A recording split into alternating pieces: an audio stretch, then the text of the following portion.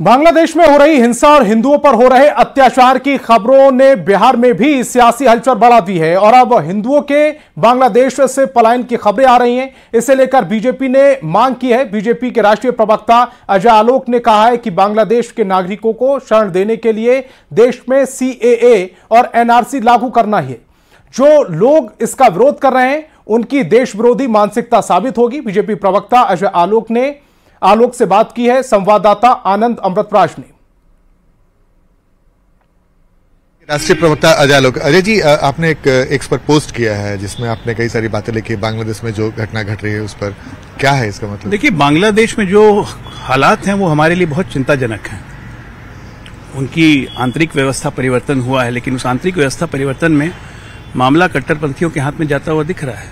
Law and order बिल्कुल ध्वस्त हो गई है। 1 करोड़ 35 लाख हिंदुओं हुए, चुन चुन के टारगेट करके मारा जा रहा है। वो कहां जाएंगे?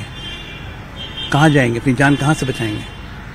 तो समय आ गया है, भारत सरकार को सोचना पड़ेगा कि वो आएंगे भारत में ही और हमें उन्हें नागरिकता देनी ही पड़ेगी। सीएए एनआरसी हमने इसीलिए लाया था कि धार्मिक अल्पसंख्यकों के साथ जो भेदभाव दूसरे राष्ट्रों में किया जाता है, अगर वो भारत आए तो उनको भारत की नागरिकता मिलनी चाहिए। और साथ के साथ जो 4 करोड़ से ज्यादा रोहिंग्या और बांग्लादेशी इस देश में अवैध रूप से बसे हुए हैं, उनको वापस भेजने का इंतजाम होना चाहिए। इसमें कोई सांप्रदायिकता नहीं होनी चाहिए। भारत का मुसलमान या भारत के अल्पसंख्यक बिल्कुल सुरक्षित हैं।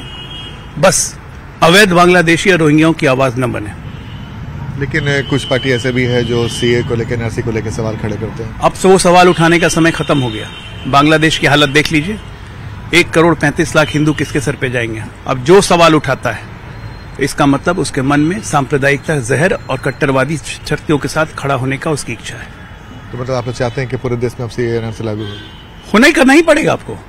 आप ये 1 करोड़ 35 लाख विस्थापित हिंदू जब आएंगे तो उनको आप किस कानून के तहत उनको नागरिकता दीजिएगा? कैसे बसाइएगा? जो आपको निकालने हैं अवैध घुसपैठिए, रोहिंग्या हो, बांग्लादेशी हो, कोई भी हो, उनको कैसे निकालेंगे आप?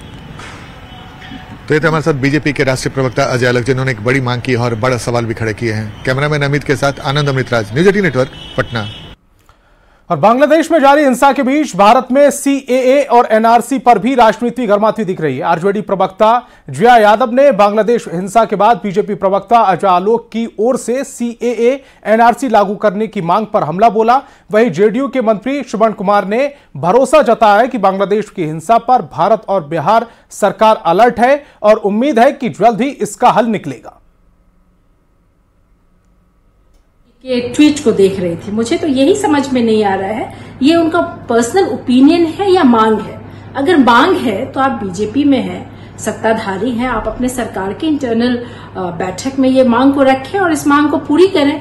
आपकी बातों से ये तो लगता है कि आप हिंदुओं की बात कर रहे हैं, भारतवासियों की बात कर रहे हैं, लेकिन इसमें इंसानियत कहाँ है? अगर सबसे ऊंचा कोई धर्म है तो इंसानियत का है, और अगर कुछ आपकी मांग है तो अपनी पार्टी से मांगे। चाहे किसी भी देश में अगर कोई इस तरह की दुर्घटना होती है तो उसके लिए भारत सरकार सक्षम है और भारत सरकार अपने स्तर से कार्रवाई कर रही है।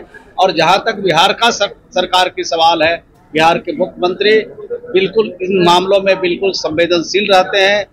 कुछ भी दिक्कत और परेशानी नहीं होगी, सब लोग पूरी तरह से वापस अपने घर आएंगे, ऐसा विश्वास और भरोसा।